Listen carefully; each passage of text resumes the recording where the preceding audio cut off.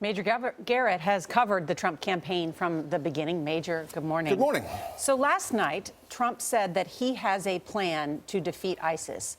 What do we know about that plan? Not much. Bomb the out of ISIS. That is a direct quote, not an FCC violation. I'm like, what did you just say, Major? That's what he said. Okay, so you're quoting him. Also, take the oil, giving America a colonial power application of military might that it's never had before. We don't know what he means by taking the oil. And he also says broadening the coalition to be more aggressive. All of this is very, very vague. It's never been specified. And for the first time, Trump said, I'm actually going to ask generals to give me a plan in 30 days.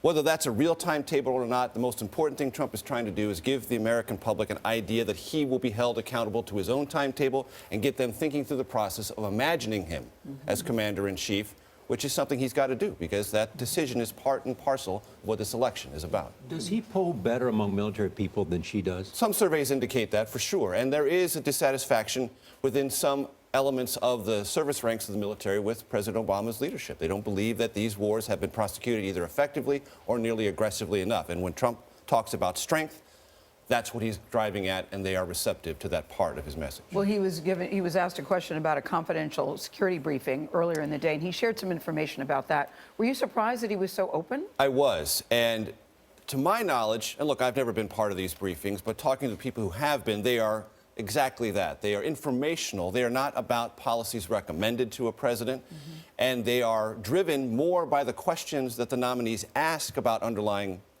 security or intelligence information than what the briefers bring in. And what Trump said is, I know now that the president's not doing what they're recommending. I'm not exactly sure either what he means by that or if the briefers came in with some information about things recommended that the president hasn't in fact done. But then when he was asked about it, Major, and they said, well, how can you say that? He said, well, I can read body language. I can read body language, which also puts him, I guess, partially qualified to be a jury consultant. I'm not sure. My understanding of the briefing is it is simply to brief the president on The nominees, options right. he has rather than to recommend a policy. Exactly. And usually what the candidates ask is where the real information is derived. So your level of curiosity actually determines how effective and extensive the briefings are. Exactly.